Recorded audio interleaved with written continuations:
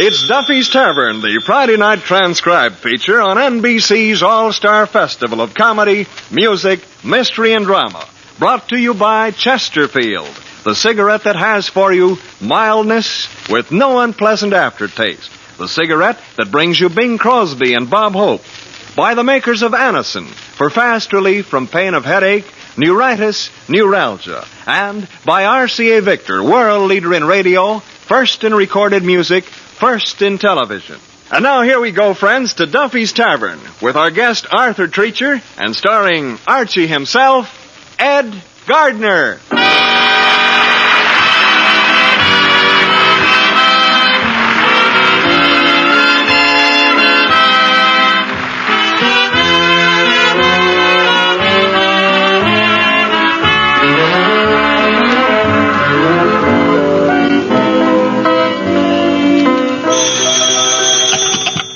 Hello, Duffy's Tavern, where the elite meet to eat. Archie, the manager, speaking. Duffy ain't here.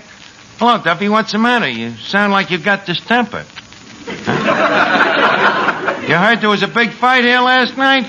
Duffy, it was nothing. All that happened was, you see, at 12 o'clock I went up to Swede Johansson, and I told him to go home. Well, you know Johansson, he always gets cockeyed on one drink. Usually the 17th.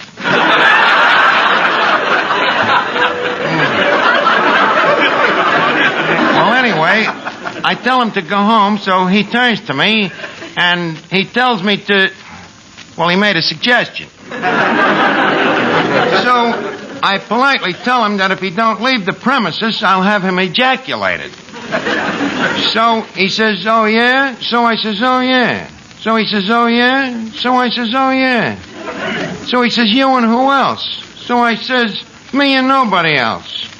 You know, that Johansson don't scare me just 'cause he has that wooden leg.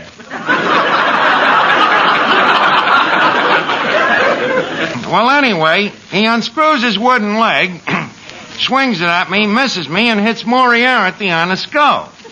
So Moriarty, naturally thinking it was his wife who hits him, picks up a table and he belts her with it. Well, you know Mrs. Moriarty, she's the sensitive type, so she picks Moriarty up and flings him through the window. Well, while he's on his way through the window, Johansson swipes his drink.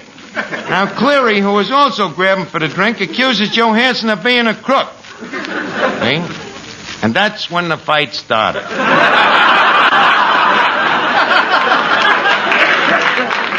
Well, Duffy, don't blame these Donnybrooks on me. Just figure it out for yourself. Anybody who'll eat in a place like this is just naturally reckless. Well, look, I'll call you back. I gotta clean the place up in case of a counterattack. Yeah, okay. Hey, Yasha. Yasha Panyaslavnik. How do you do?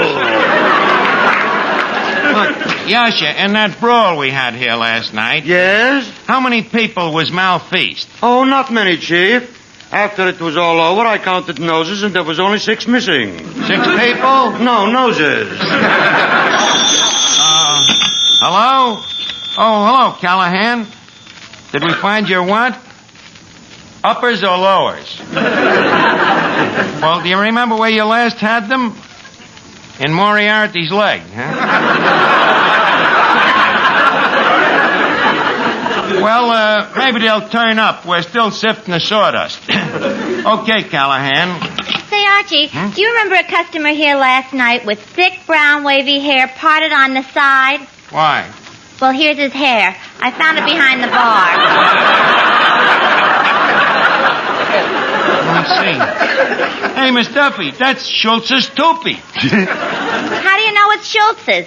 I can tell by that streak of gray. You know, Schultz worries a lot. By the way, Chief, there's a letter here for you. A letter? Let's see. Oh, Ken. Looks like that battle last night had Grim Reaper concussions. What do you mean? This letter is from the bank that rents us this building. They're sending a man down here tonight, and I'm afraid they ain't going to give us a new lease for next year. Not going to give us a new lease for next year. Why don't you outsmart him, Arch? Outsmart him? Yeah. How, Finnegan? Use the old lease for another year. Look, this is no time for idosities. This is a serious thing. Might mean that Duffy's Tavern will be closed up. Close Duffy's Tavern? Yep. But, Arch, they might as well take the lights out of Broadway. They might as well take the heart out of Texas.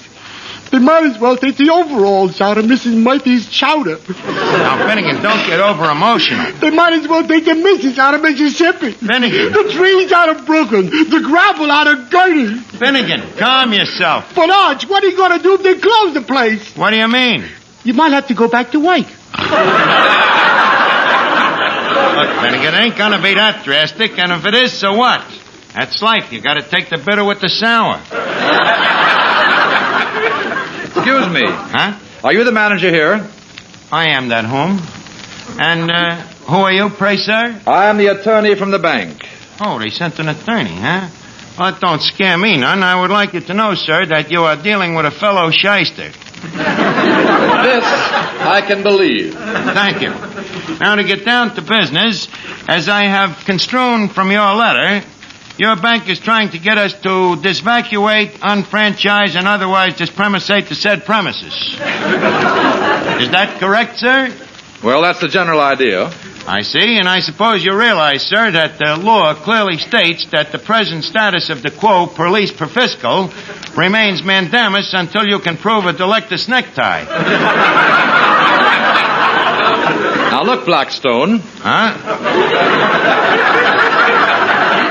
All I know is that we're not going to renew your lease. And for what modus operandi? For the modus operandi that this place is a dive, that you're always having riots and fights, and that the place is an absolute disgrace to the neighborhood, if not to mankind. Come, sir, you're taking advantage of a very shabby loophole. But assuming that what you say is correct, what's your solution? You can move someplace else. Move someplace else. But what would our customers do, the regulars? Them fine, loyal, lovely people that have given us their support for years. They can find your new place. In their condition? Now, look, young man, I'm a human being. I don't like to be arbitrary, but anyway... Well, Archie, Oh, hello, Officer Clancy. I hear you had another Donnybrook here last night. An altercation? Oh, perish forbid, Officer Clancy. The boys was just playing a few friendly parlor games. What games? Oh, spin the bottle, puss in the corner. I saw some of them pusses this morning. Now, Archie, I'm warning you. I don't want no more fights in me beat. I'm not getting any younger, and when I'm away from home, I want a little peace and quiet. That's enough for me. That settles it. Please, sir, give us one more chance. I guarantee you there won't be no more fights. If anybody so much as lifts his little finger in here, I'll crack him over the skull with a bung starter. All right, we'll give you one more chance. If there's the slightest disturbance from now on, we're going to close the place. Okay, sir, and thank you very much for the reprisal. Hello? Hello, Duffy. What? Well, I just got a new lease on life, and Duffy, I got an idea. Well, you know what? The Treacher's coming down here again tonight. And to give this joint some class, see, I'm figuring we'll hire him as a front man. What? Look, Duffy, maybe you think he's a bum, and maybe I think he's a bum, but the fact that he's British gives him class. Huh? Is his accent real? Look, Duffy, if he was any more British, he wouldn't be able to talk at all. And with a high-class, dignified guy like him working here, it'd give us a tea room atmosphere, you know. Tea room, you know, where the palms is potted instead of the customers. Okay, I'll leave you know. Listen, Archie. Yeah, Miss Duffy. If you want to make this place high class, what's wrong with making me the hostess? Well, nothing except what we're trying to do is make the place a little more refined. You mean to tell me that I ain't refined?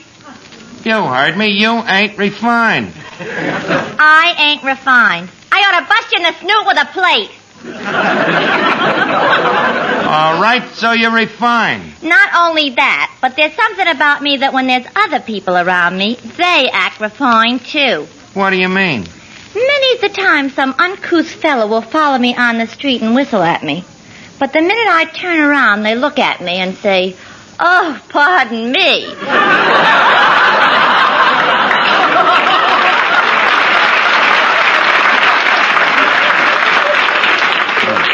Duffy, will you keep out of me business here with all this talk? Archie, I'm an American citizen, and Patrick Henry fought to give me freedom of speech. Okay, so go talk to Patrick Henry. Okay.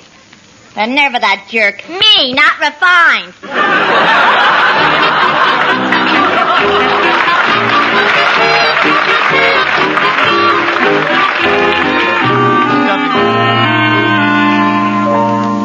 Before we continue with the high-class proceedings here at Duffy's Tavern, lend an ear to the well-known team of Crosby and Hope. Say, Bing, you got a minute? Oh, sure, Bob. I got all the time in the world. Don't tell me you own that, too. Oh, never mind that stuff. Get to work, will you? Okay. Folks, better tasting Chesterfield is the only cigarette that combines for you mildness with no unpleasant aftertaste. And you can prove that yourself. Just make our mildness test. Buy Chesterfields, then open them and enjoy that milder, mellow aroma. Now light one up, and you'll know Chesterfield's milder because it smokes milder. And Chesterfield leaves no unpleasant aftertaste. That fact has been confirmed by the country's first and only cigarette taste panel. Yes, mildness and no unpleasant aftertaste are what you and I and every smoker wants. Hurry up, Dad. Here comes the music. Chesterfield always takes first place. That mild tobacco never leaves an aftertaste. So open a pack, give 'em a smell, then you'll smoke 'em. Yasha, what are you laughing at? Such a funny joke a customer's just telling me. What's the joke? This will kill cockrum. What's the joke? You want to know? Yes, I want to know. Shall I tell her? Yasha, tell me, what's the joke? Well, one day a man goes into a butcher shop and asks for a job. So the butcher says, you want a job? So the man says, well, how much do you pay? So the butcher says, $3 a week. So the man says, I'll take it. So the butcher says, can you dress a chicken? So the man says, dress a chicken on $3 a week?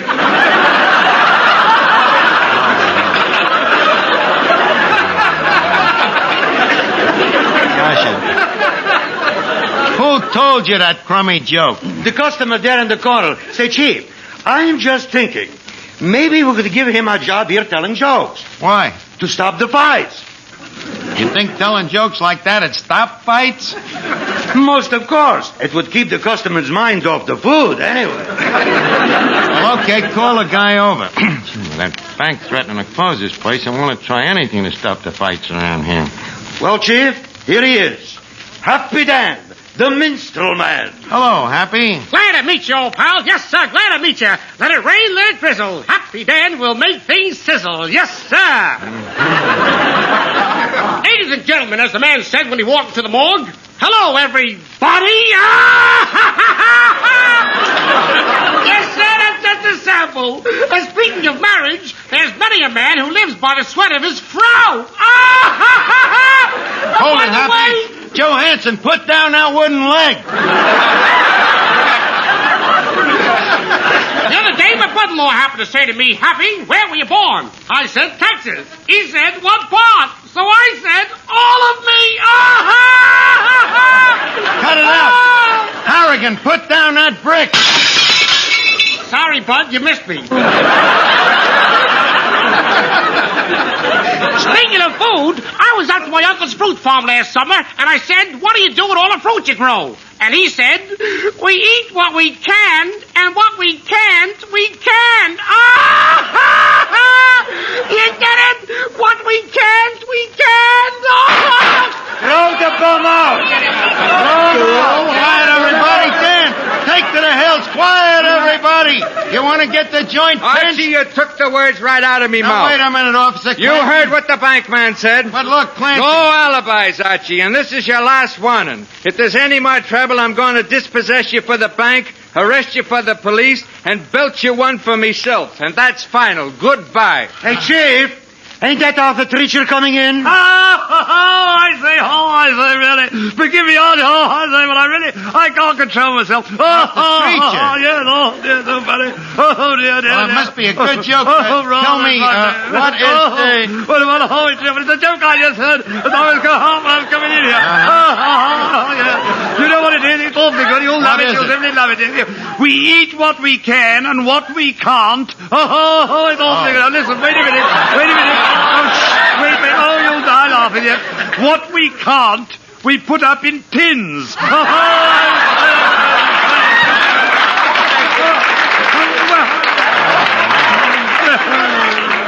So you like that joke, Oh, too, yes, huh? Archie, yes. I find your American humor simply riotous. Yes. Well, anyway, I'm glad to see you again. You know, you was just here last week, and it ain't often that a guest repeats on us so soon. Yes, I suppose it does seem rather odd revisiting a filthy hole like this. But you see, I am a criminal. A criminal? Yes, I am a criminal returning to the scene of the grime. You see, crime, grime. Get it? Oh, it's awfully good. Oh, yes. I got it, but it's too hot to handle. Look, Treacher, no intent's offended, but I think I like you better when you sneer. Well, that's jolly decent of you, old man. One might say that I built my sneer into a career. I say that's awfully good. One might, but leave us let one not, huh? Now, I'm glad you came down, Arthur, though. You see, I've got a proposition for you. Just a second, old boy. Isn't that Mr. Duffy over there? Duffy, where? Oh, no, of course not. It's the moose head. What made you think it was Duffy? Well, it was such a stupid-looking moose. I see your point, but confidentially, Duffy ain't got no antlers. Now, like I was saying... Mr. Treacher, would you please decide an argument between Archie and me? Now, you see, the question is... Miss Duffy, please. You keep your big fat yap out of this. The question is, am I or ain't I refined? Well, old girl, it's hard to say. I haven't had that question put to me since the Duchess of Kent slapped me over the head with a wet salmon. Mr. Treacher, are you inferring that I am or I ain't refined? He's inferring that you're a wet salmon. Now start swimming upstream and get out of here. Now look, Arthur, what I started to say was we want to class up this joint, and I figured with a dignified stuffed shirt like you, acting as a front man... Now, just a second, old boy. You want me to be the Boniface of this costermonger's caravanserai? Vaguely, that's the point, yeah. And with you here as the head costermonger, it won't have to be such a canveransity, you know? So what do you say? We'll pay you 3 bob and tuppence per fortnight, and we'll guarantee you absolute authority. You're the complete boss of the pub. I'd be the boss? Absolutely. You can kick the rest of us around all you want. The situation is beginning to sound very intriguing. Thank you. When do we start? Anytime you want. Very well. Turn around.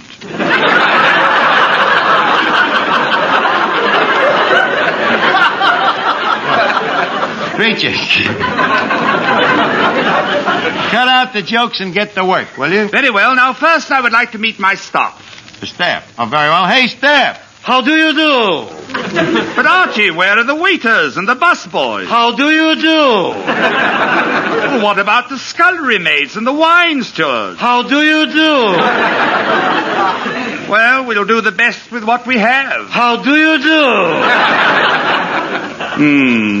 Now, the first thing I will require is that we place clean tablecloths on the tables. Clean tablecloths. Preacher, this is only March. Archie, I have complete authority. Now, you young lady. Me? Yes, if you're going to work here, you will please stop chewing gum. Why? Because it ain't refined. Funny you should mention that. My mother always says the same thing. What? Mother always says, Miss Duffy, she says, stop chewing. You're not a cow. Well, all I can say is stop chewing.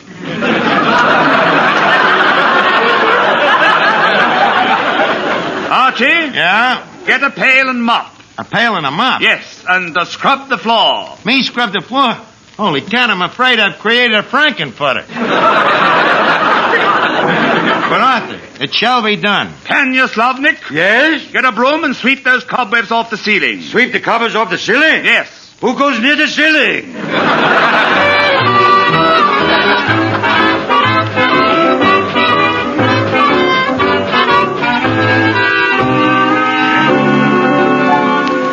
The next time you suffer from pains of headache, neuritis, and neuralgia, take Anacin. You'll bless the day you heard of this incredibly fast way to relieve these pains. Now, the reason Anacin is so wonderfully fast-acting and effective is this. Anacin is like a doctor's prescription. That is, Anacin contains not just one, but a combination of medically proven active ingredients in easy-to-take tablet form. Thousands of people have received envelopes containing Anacin tablets from their own dentist or physician, and in this way discovered the incredibly fast relief Anacin brings from pains of headache, neuritis, or neuralgia. So, the next time a headache strikes, take Anacin for this wonderfully fast relief. Anacin, A-N-A-C-I-N.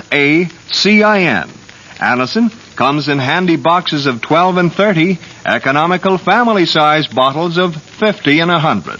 Get Anacin at any drug counter.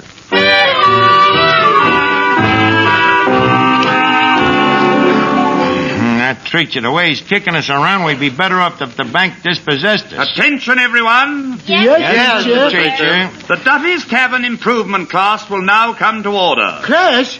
You mean we're going back to school? Precisely. I am the teacher, and you are the pupils. Now, I notice that the spelling on the menus is atrocious. Archie, how do you spell filet mignon? Simple, F-I-L-L-Y. F-I-L-L-Y, that's a horse. At Duffy's Tavern, you take what you can get. Next question, please. How do you spell hors d'oeuvre? What's that? Hors d'oeuvre. Arch, I think that's them horses doing. Oh, that's the same thing. F-I-L-L-Y.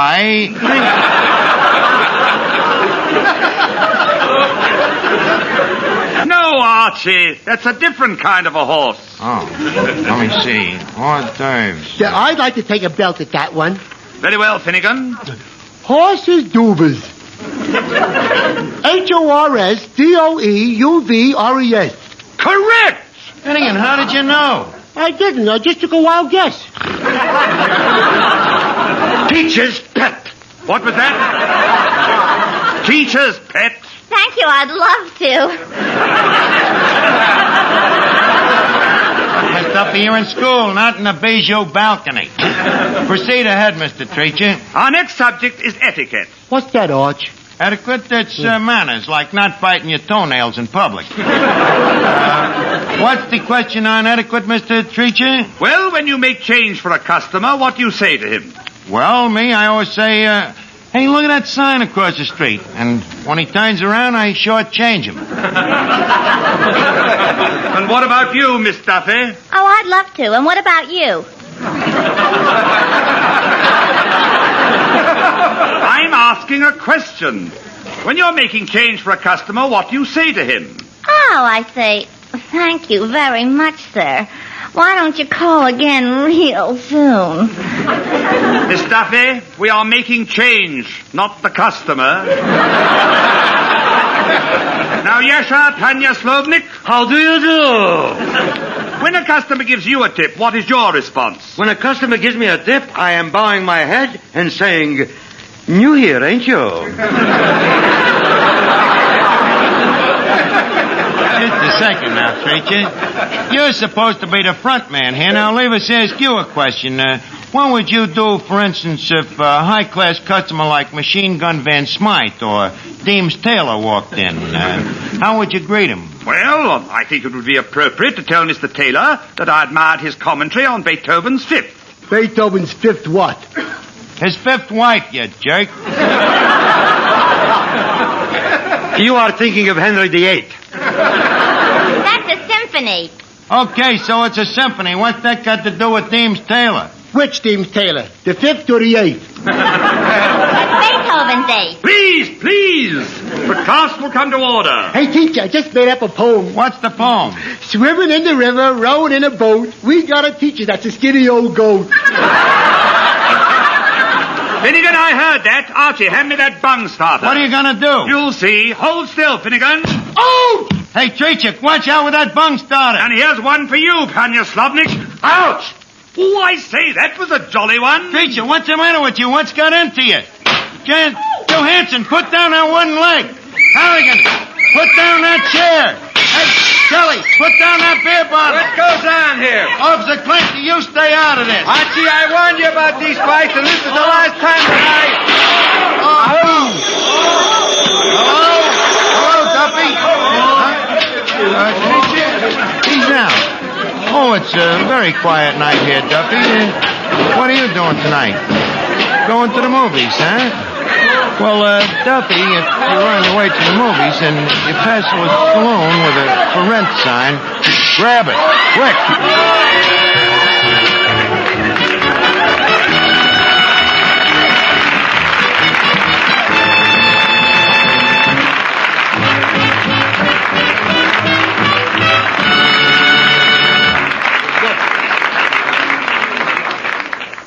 Here's a word from RCA Victor.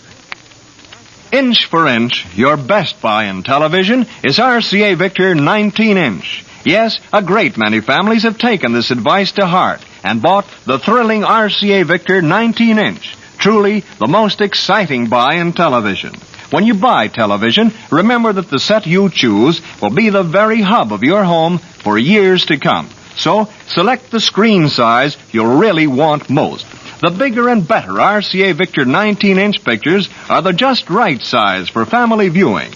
Big enough to watch from across the room, and yet so clear and sharp you can sit up close. That's RCA Victor's million-proof quality for you. Quality proven in over 2 million homes. Your dealer can show you RCA Victor 19-inch television in a table model, a console floor model, or a combination television radio phonograph. See them, learn why, inch for inch, your best buy in television is RCA Victor 19-inch. Listen again next week, friends, to Duffy's Tavern, the Friday night transcribed feature on NBC's All-Star Festival of Comedy, Music, Mystery, and Drama. Brought to you by Chesterfield, the cigarette that has for you mildness with no unpleasant aftertaste. The best cigarette for you to smoke. By the makers of Anacin for fast relief from pain of headache, neuritis, neuralgia. And by RCA Victor, world leader in radio, first in recorded music, first in television. Listen tomorrow evening for The Man Called X, starring Herbert Marshall, the Saturday night feature of the All-Star Festival.